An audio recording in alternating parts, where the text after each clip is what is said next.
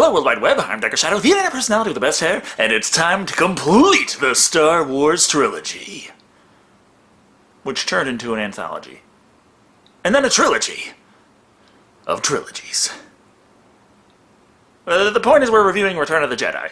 Released in 1983, the same year I myself came into the world, Star Wars Return of the Jedi was the grand finale of the Star Wars film saga. Clearly it no longer is the prequel trilogy and the yearly offerings from Disney, but Return of the Jedi did not mark the end of the Star Wars saga. I mean, there was this whole expanded universe that continued from all points in the entire timeline from here and there, novels and comics and video games and all sorts of shit. That kind of got stricken from existence with the release of Episode 7, but you win some, you lose some. The point is, Return of the Jedi brings the struggle of the rebellion against the Galactic Empire to an end as Luke Skywalker must confront Darth Vader one last time, and also the Emperor himself. That's pretty much it for big plot points. Most of the rest of the 2-hour running time is spent trying to tie up all the other loose ends, of which there are a hell of a lot of, so let's take a look at Star Wars Return of the Jedi and see how it all came to a close. Before they fucked it all up in the 90s. Thus, a long time ago, a bunch of shit went down, as explained by the traditional text scroll intro. Luke's taken it upon himself to rescue Frozen Han from Jabba the Hutt on Tatooine, but that's not important. It also turns out that the big climactic finale needed a Death Star, and they kinda blew it up in the first movie, so fuck it, the Empire's throwing another one together. Even bigger and more powerful than before. Because I guess it's gotta be strong enough to blow up 2 planets at once this time. The problem is this is a huge project, even for the Galactic Empire, thus things are a tad behind schedule. We shall double our efforts. I hope so, Commander, for your sake. The Emperor is not as forgiving as I am. Because Vader's so well known for his soft side and philanthropy. Anyhow, on with that whole Han rescue thing. It seems Luke has sent R2-D2 and C-3PO to Jabba's palace in his stead, where they are greeted by boar barbarian bodyguards and Jabba's assistant Bib Fortuna, played by Michael Carter. We bring a message to your master, Jabba the Hutt. Jabba Wonka. And a gift. Gift? What gift? Some top-shelf bud, man. Keep your voice down. As the message and gift can only be presented to Jabba directly, the droids are brought before the big-ass alien mass, played by countless puppeteers and voiced by Larry Ward. They cut right to the chase, showing Jabba the message Luke recorded, where he pretty much says he knows Jabba has Han, but he wants the man. Not that he isn't willing to settle this peacefully. As a token of my goodwill, I present to you a gift. These 2 droids. What did he say? Or this could be an act of psychological warfare. And either way, Jabba doesn't care.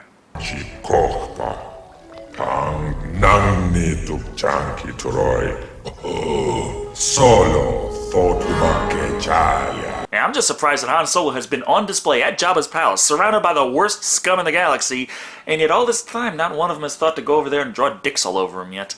He keeps the droids anyway, because, hey, free shit. Also, we get, treated to a short alien song and dance number. Even before the special edition, this was kind of disturbing, but strangely, it's not the lipstick on an unspeakably awful, indescribable horror that Jabba suddenly wants to kill, but the Twi'lek dancer, Oola, played by Femi Taylor.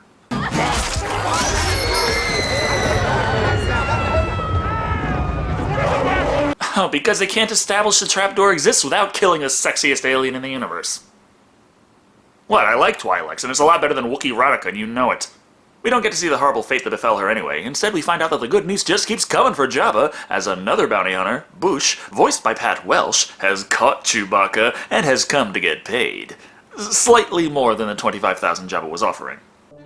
50,000, no less. Of course, this does mean at the time that Han was frozen in carbonite and taken away by Boba Fett to bring to Jabba's palace to get paid, there was also a bounty on Chewie's head at the time, and it was right there, but... After a little persuasion, via threats of blowing the whole fucking place into one of the suns, they agree on $35,000 and part ways, only to have the bounty hunter sneak back while everyone is sleeping, to go forth and draw those dicks on Han Solo once and for all.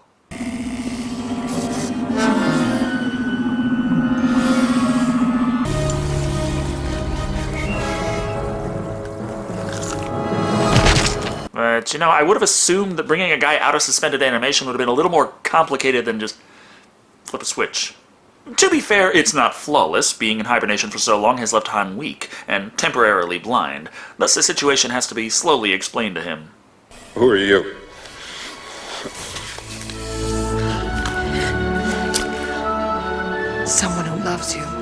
Now, come on, Carrie, we're talking about manly man Harrison Ford here. That doesn't exactly narrow it down. Unfortunately for them, it just so happens that Jabba knew all along the bounty hunter was Princess Leia in disguise, but let her thaw out Han anyway, because villain rants just aren't as much fun if no one's listening. Look, Jabba, I was just on my way to pay you back, and I got a little sidetracked. It's not my fault. Hey, that's right. Han got the money to pay back Jabba at the end of the first movie. I know Jabba sent Greedo to get him, and I guess later Boba Fett as well, but technically he has the money. He could pay his ass back. I mean, he has the money, right? He didn't just spend it all on Life Day presents or some shit. Thus, Solo is recaptured, and Jabba starts sizing Leia up for a costume that'll be a bit more interesting than the comparatively plain clothes she's worn throughout the series. Not that he's in full control of the situation. Sure, this is his palace, but Luke Skywalker, Jedi Knight and hero of the galaxy, has come to save the day.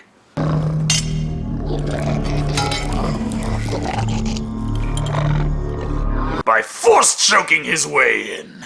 Only way he could look more heroic is just force-lightning everyone's dicks off. Hey, everything's heroic if you do enough woodwinds at the time. A little mind trickery later, and Luke is granted an audience with Jabba himself. Of course, such techniques are ineffective against the big bad boss. You will bring Captain Solo and the Wookiee to me. Shit, it's not even a bad deal when you think about it. Read between the lines. Luke just told the guy that he can keep the droids and Leia. Our hero, ladies and gentlemen. Luke tells him to either make with his demands or be destroyed, which results in the man being tossed down the handily established trapdoor from earlier, along with one of the ham-flavored guards.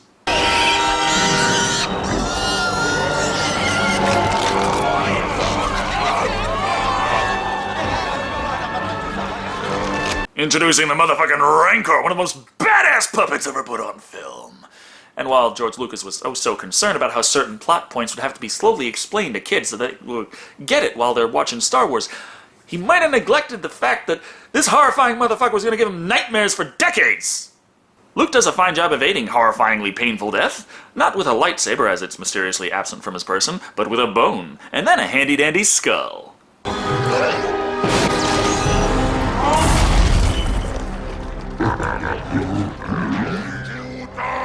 You see, it's all fun and games until someone kills the poor, innocent nightmare beast from hell.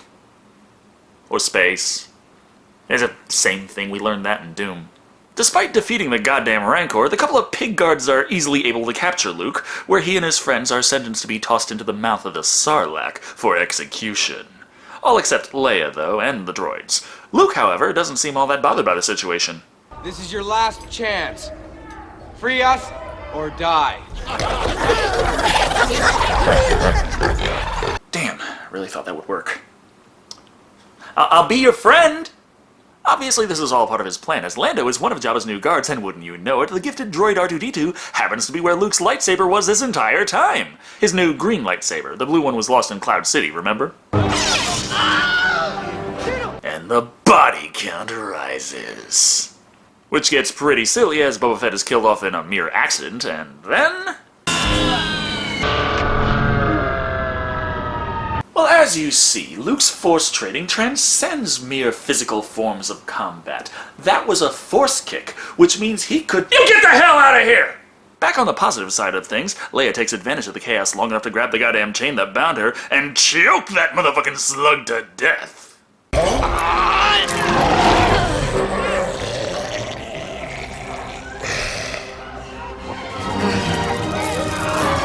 But her actions don't determine her character. We saw some skin, therefore she contributed nothing, right?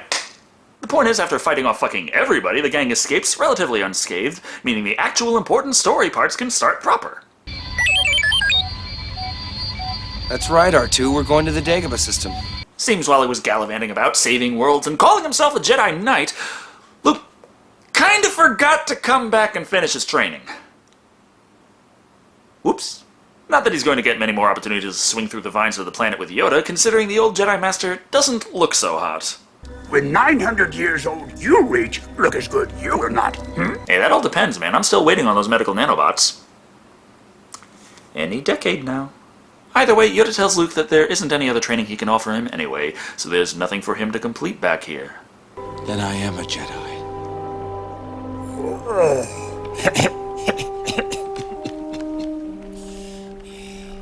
Not yet. Should've let him know that earlier. Chewie, Han, and at least half of Jabba's men were calling him a Jedi Knight. More importantly, Luke wants to be told if that crazy shit Vader told him at the end of the last movie is true, and in fact he is the son of Darth Vader. Yoda points out absolutely 100% yes, this is true, but he also has a sister. Then he evaporates from existence in much the same way Obi-Wan did in the first movie. Speaking of Obi-Wan, he shows up to also explain that yes, Luke is the son of Darth Vader, and no, this isn't a retcon because of technicalities. He ceased to be Anakin Skywalker and became Darth Vader. So what I told you was true, from a certain point of view. The view from the big fucking pile of money these movies made for you? It seems Luke's task to complete his path to becoming a Jedi is the opposite of what it was in the last movie. Now he's gotta leave the Dagobah system and face against Vader once and for all. Of course, he's an indecisive shit, and the idea of his Force-sensitive sister shows up in case he fails to do his job. Leia's my sister. Your insight serves you well. And I still gotta point out, not in the first draft of the script she wasn't.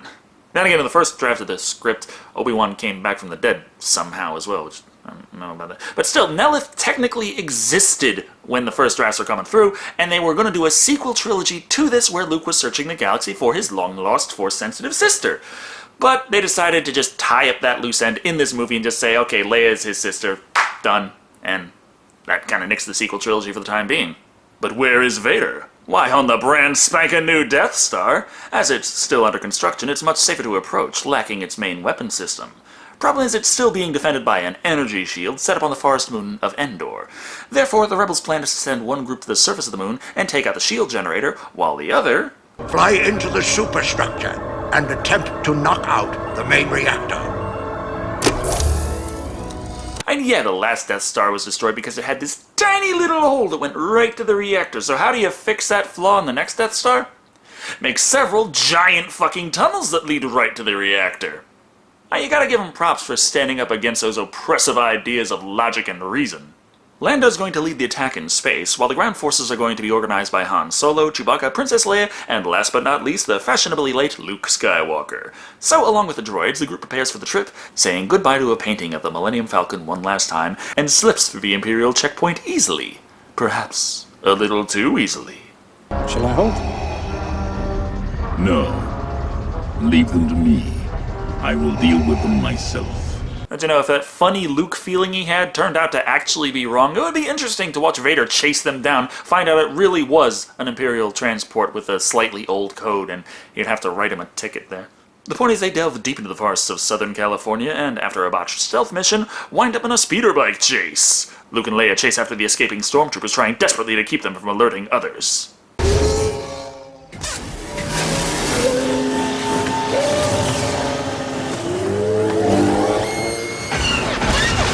Okay, guys, maybe it'd help if you use the lasers. I mean, those things got lasers. They're shooting you with the lasers on those things. You're on the same things. Your things got lasers. Use the lasers. Kids love lasers. After a long struggle, Leia takes one out, but loses her bike and consciousness in the process. Thus, while Luke manages to take out the other two, he comes back to the group empty-handed, with no one knowing where the hell Leia is. As it turns out, she's being quizzically poked in the butt by an Ewok, Wicket, played by Warwick Davies. After they exchange pleasantries, and more importantly some snacks, the two become fast friends. Then the Imperials show up and try to capture Leia. What the?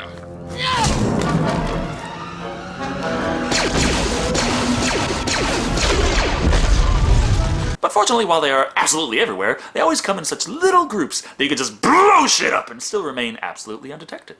Knowing it's not safe here, Leia escapes with the furry creature, so by the time the rest of the group arrives, all they find is her helmet and the burning wreckage of a speeder bike. Oh, and a totally not suspicious chunk of meat hanging from a tree. Yeah, it's just a dead animal, Chewie.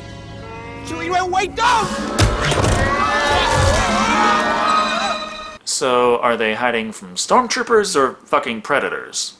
Considering most all of them have blades of some kind on them, they aren't held for long. However, now they find themselves completely surrounded by the natives who demand they hand over their weapons, which they could have done without the net trick, but that's not the point. Oh, my head! Oh my goodness. Despite the fact that there are robots and spaceships and stormtroopers and the fucking Death Star floating in the sky above them at all times, these guys have evidently never seen a protocol droid and think that C-3PO is a god. Because, of course they do. Thus it's the royal treatment for him as they carry the lot back to the Ewok Tree Village. It helps that, being a protocol droid, C-3PO's skills in language are so astonishing, he's actually able to communicate with them despite having no prior experience with this species. What did he say? I'm rather embarrassed, General Solo, but it appears you are to be the main course at a banquet in my honor. Well, that's an easy enough crisis to avert. Oh, I do beg your pardon, but you see, I only eat farm-raised, non-GMO, organic space pirates. Not knowing what in the fuck that means, the Ewoks continue piling on the logs so Luke and C-3PO work together to use the Force and perform a little angry god-on-a-string dance and stop the creatures from consuming the cast of characters. However, as they'll be staying a while, C-3PO fills them in on the situation by going over the entire Star Wars series thus far, Michael Winslow style. Nutch, Vader, Han Solo, Ticolo Carbon. I'm just waiting for the part where he explains Leia in the metal bikini. After this riveting tale, it isn't hard for C-3PO to convince the fuzzy bastards that the humans who aren't wearing plastic armor are in fact their friends, and they should work together to help stop the plastic menace. Except for Luke, of course. He's bothered by the fact that the whole time he's getting feelings of Darth Vader, and believing the man to have some good in him, Luke must head off alone to face him. Oh, by the way, Leia, we're brother and sister now. Just thought you should know this. Thus, Luke heads off to have a chat with his old man. You have accepted the truth. I've accepted the truth that you were once Anakin Skywalker, my father. That name no longer has any meaning for me.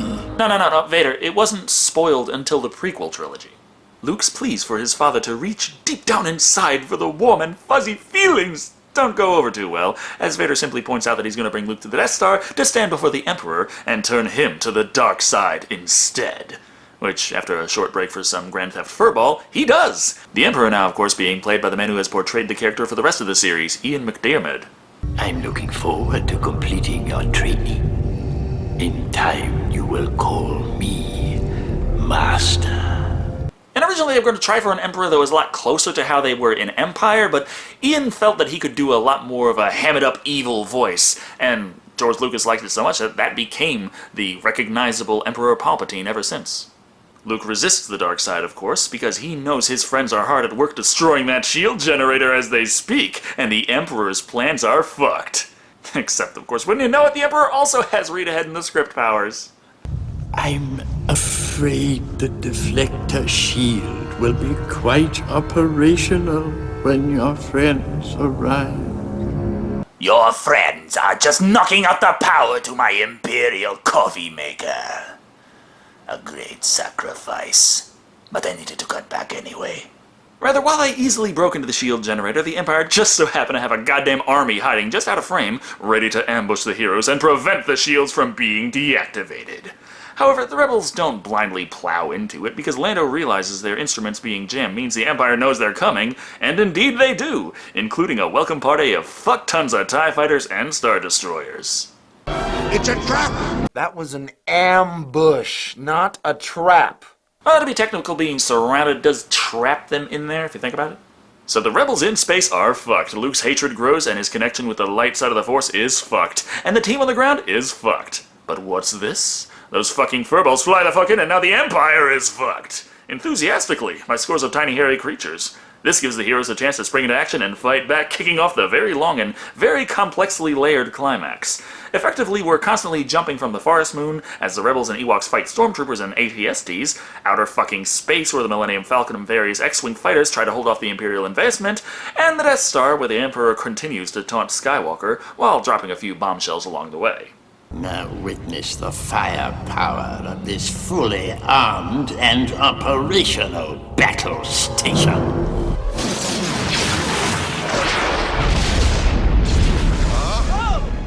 That blast came from the Death Star. Turns out they planned to attack when the weapons on the thing weren't finished. A little off schedule. But even more frustratingly, even though they got that big fucking shield around it, weapons can pass through that shield. Just the Empire's weapons. It's like fighting the fucking Ravagers all over again. Therefore, the Empire has no problem blowing huge fucking rebel ships out of the sky. Why they brought gigantic transport ships to the climactic battle, I don't know, but this pisses off Luke enough to attack the Emperor. Just like he wanted. That way we can get this big lightsaber duel between Luke Skywalker and Darth Vader, which jumps in between physical confrontation and a battle of wits as Luke continues to try to get Vader to turn away from the dark side. Of course, Vader doesn't politely hold his tongue for this. So, you have a twin sister. If you will not turn to the dark side, then perhaps she will. Yeah, he senses Luke has a sister from that far away from Luke, even though in the first movie he was a hell of a lot closer to Leia and didn't fucking sense a damn thing about her being his daughter. But then again, Luke didn't know earlier that Leia was his sister, and now he does know, and now Luke has a lot closer of a connection to the Force. Or it could just be retconning without giving a flying fuck, but either way, Luke doesn't like it. So he beats the ever-loving fuck out of Vader, fighting the hulking cyborg back and chopping his hand clean off. Which ain't the first time that's happened. This means he's just moments away from the full conversion to the dark side. I'll never turn to the dark side. I am a Jedi, like my father before me. I just love the Emperor's face here. He's like, No, you're not. Yoda said so, Obi Wan said so. You have to kill Vader before you finish your training. God, jeez, Luke, you're confusing me. Thus he blasts the motherfucker with finger lightning. That's bad. At the same time, the ground forces successfully knock out the shield generator. That's good. But Luke's still getting fried. That's bad. But his father is starting to feel the good inside him again upon witnessing his son being tortured. That's good. Or bad.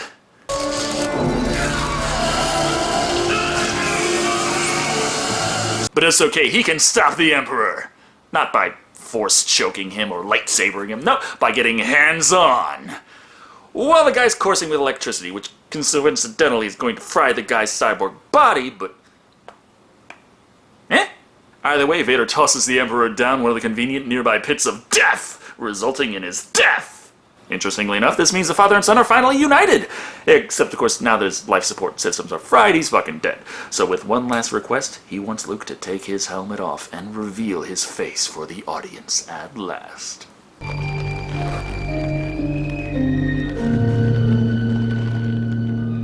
Who is not David Prowse for this scene? It's Sebastian Shaw. Evidently, he was actually brought on set to film this part before even being told what the fuck role he was actually playing. Nevertheless, he's happy in the light side of the Force once again. And fucking dead, but doesn't evaporate like the other Jedi, because reasons. In any case, Luke manages to escape the Death Star just moments before Lando flies to the core and knocks out the main reactor, resulting in yet another exploding Death Star, and therefore, happy ending! The rebels have defeated the Empire, the Emperor is dead, and the Ewoks are throwing a big party to celebrate. Some fan theories say they're eating the stormtroopers, but never mind that. The ending is so happy, even the dead characters show up to celebrate.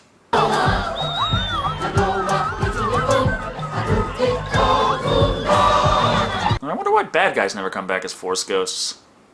I know in the prequel trilogy they established that there's a specific technique to it and only a few of them know about it, but if you go by that, then Anakin was never taught how, and he's fucking right there. But anyway, that was Star Wars Return of the Jedi, and this is a big spectacle extravaganza of explosions! Maybe a little too much so. The climaxes of the original trilogy were all big. The first movie had the Death Star run, the second had the escape from Cloud City and Luke fighting Darth Vader, but Return of the Jedi gives us 3 climaxes rolled into one. The space battle against the Death Star, the ground battle to knock out the shield generator, and Luke fighting against Vader and the Emperor. That works for increasing the stakes, but it does get things a bit jumbled at times. Also, in my opinion, the locations were not quite as impressive this time around. Tatooine looked fine, and higher budget than we initially saw it, but we didn't spend all that long there outside of getting all the important characters back together. Most of the movie is spent between the new Death Star and the Forest Moon. With the Death Star, again, it's the inside of a space station, we've seen that before. And Endor isn't nearly as alien a location as Dagobah or even Hoth, even though Hoth was just snow and tauntauns. As a means to tie up all the loose ends, Return of the Jedi works pretty well. The good guys win, there's still some questions in the air as to what might happen later, but no major questions looming over the ending ambiguously. Overall, Star Wars Return of the Jedi is certainly more spectacle than anything, and most of that spectacle works very well. I'm not exactly a fan of the Ewok antics, and I know I'm not alone here, but it's not a super horrible blemish on the movie. Still, I personally feel it doesn't quite live up to the standard set by Empire, but still comes in at 4 very expensive yet incredibly badly designed space stations. Out of 5. I'd maybe make a smaller Death Star next time. Just an idea. Something small enough that the exhaust ports would be narrow enough that weapons actually don't fit in there, and it'll still be big enough to be powerful enough to take out, like, a continent or two. That's good enough, right? Maybe? Just an idea. Thank you all for watching. I've been Darker Shado. And remember, Give in to your hate. Rate it a 4, and your journey to the dark side will be complete.